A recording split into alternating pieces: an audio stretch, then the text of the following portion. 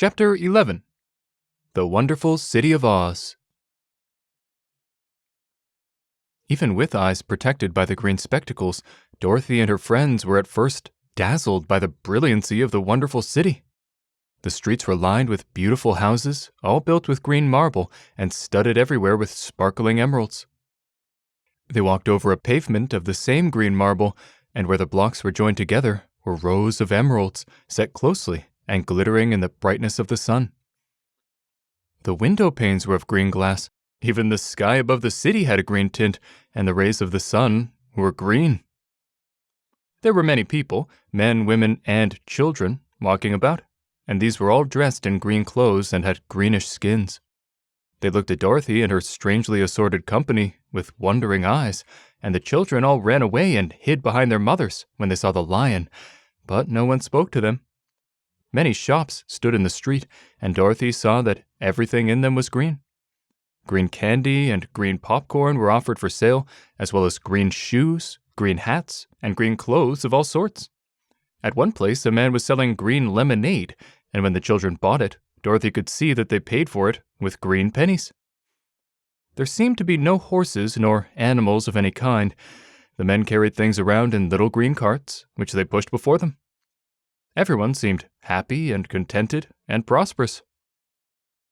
The guardian of the gates led them through the streets until they came to a big building exactly in the middle of the city, which was the Palace of Oz, the Great Wizard. There was a soldier before the door, dressed in a green uniform and wearing a long green beard.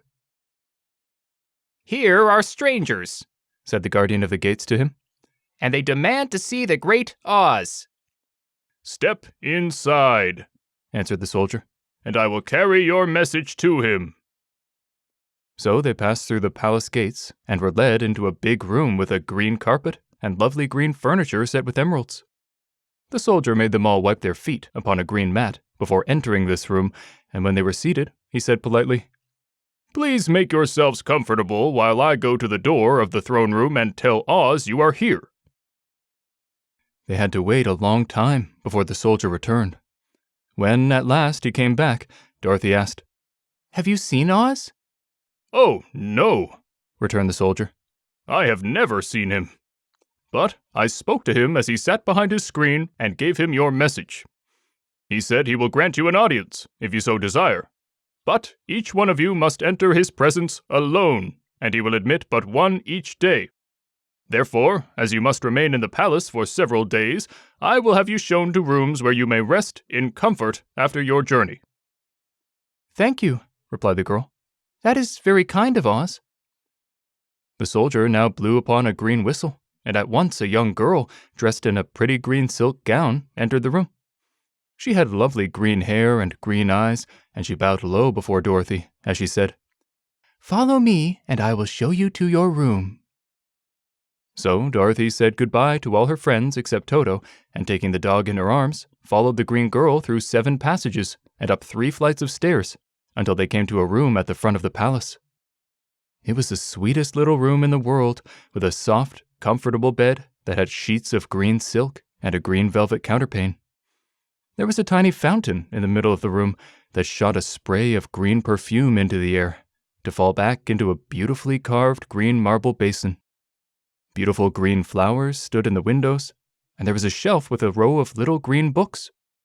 When Dorothy had time to open these books, she found them full of queer green pictures that made her laugh. They were so funny. In a wardrobe were many green dresses, made of silk and satin and velvet, and all of them fitted Dorothy exactly. "Make yourself perfectly at home," said the green girl. "And if you wish for anything, ring the bell. Oz will send for you tomorrow morning." She left Dorothy alone and went back to the others. These she also led to rooms, and each one of them found himself lodged in a very pleasant part of the palace. Of course, this politeness was wasted on the Scarecrow, for when he found himself alone in his room, he stood stupidly in one spot, just within the doorway, to wait till morning.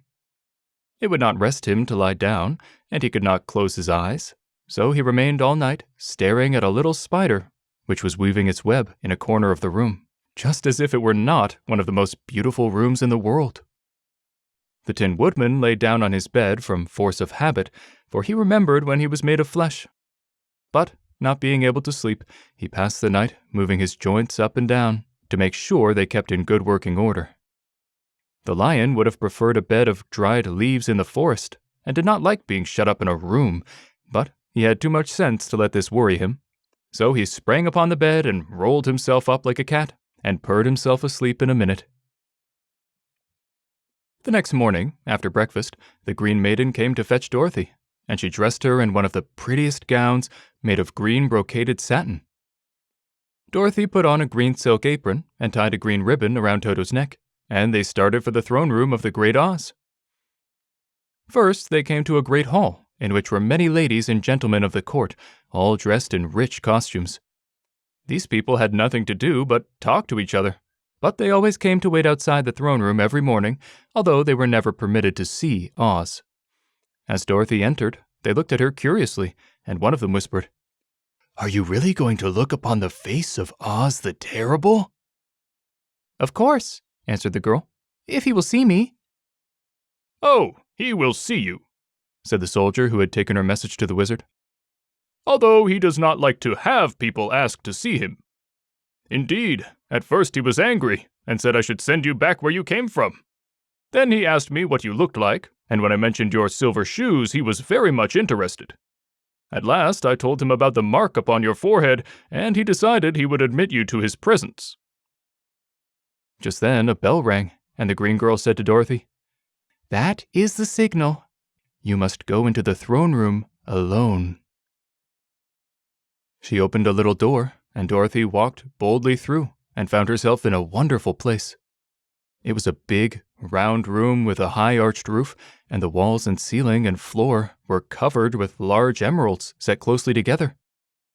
In the center of the roof was a great light, as bright as the sun, which made the emeralds sparkle in a wonderful manner. But what interested Dorothy most was the big throne of green marble that stood in the middle of the room. It was shaped like a chair and sparkled with gems, as did everything else. In the center of the chair was an enormous head without a body to support it, or any arms or legs whatever. There was no hair upon this head, but it had eyes and a nose and mouth, and was much bigger than the head of the biggest giant. As Dorothy gazed upon this in wonder and fear, the eyes turned slowly and looked at her sharply and steadily. Then the mouth moved, and Dorothy heard a voice say, "I am Oz, the Great and Terrible. Who are you, and why do you seek me?" It was not such an awful voice as she had expected to come from the big head, so she took courage and answered, "I am Dorothy, the small and meek. I have come to you for help." The eyes looked at her thoughtfully for a full minute. Then said the voice, "Where did you get the silver shoes?" "I got them from the Wicked Witch of the East when my house fell on her and killed her," she replied. "Where did you get the mark upon your forehead?" continued the voice. "That is where the Good Witch of the North kissed me when she bade me goodbye and sent me to you," said the girl. Again the eyes looked at her sharply, and they saw she was telling the truth.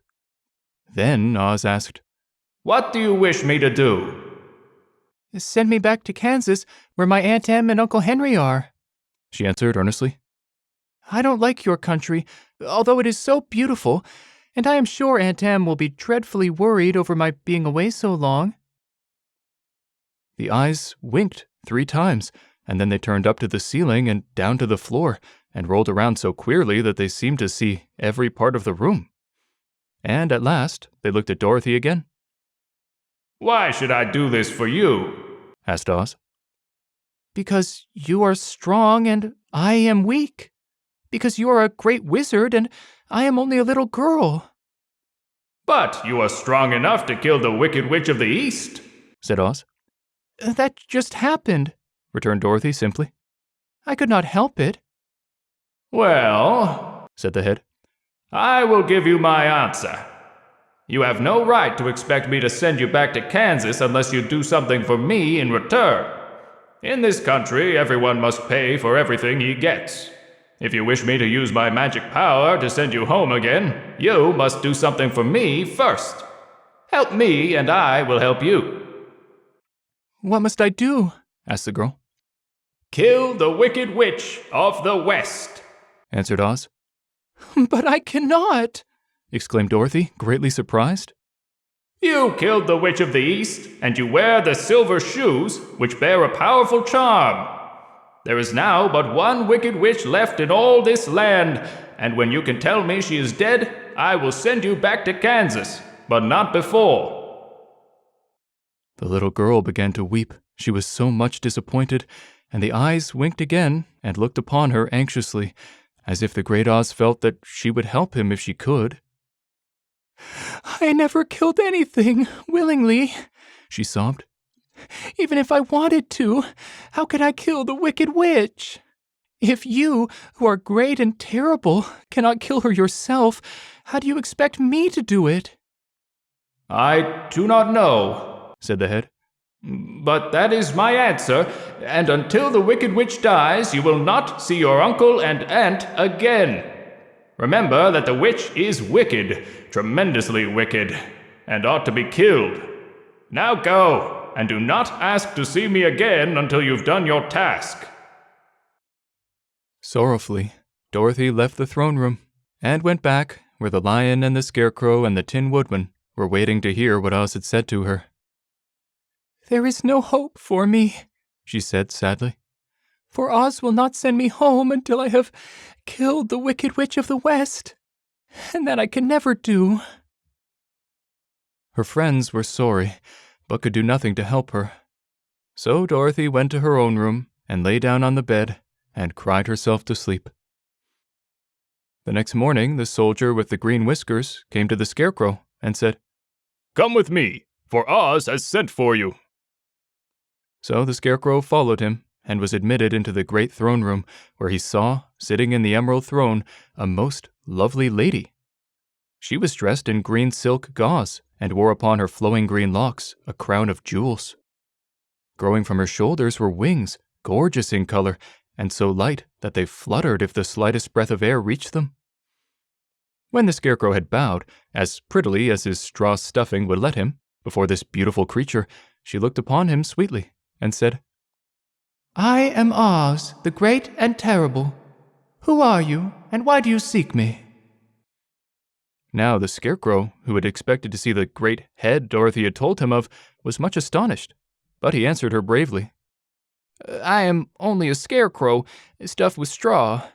Therefore I have no brains, and I come to you praying that you will put brains in my head instead of straw, so that I may become as much a man as any other in your dominions."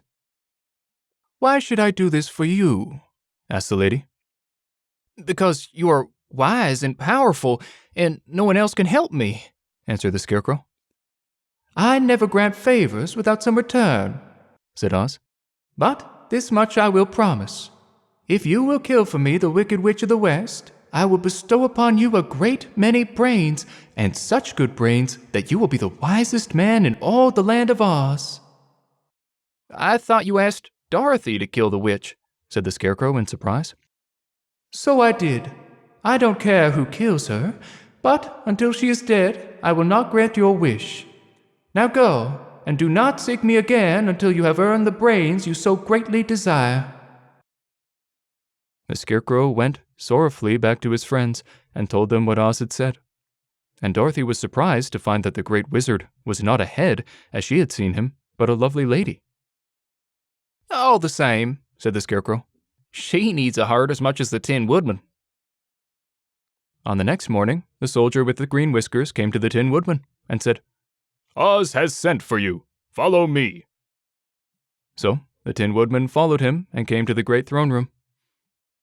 He did not know whether he would find Oz a lovely lady or a head, but he hoped it would be the lovely lady. "For," he said to himself, "if it is the head, I am sure I shall not be given a heart, since a head has no heart of its own, and therefore cannot feel for me. But if it is the lovely lady, I shall beg hard for a heart, for all ladies are themselves said to be kindly-hearted."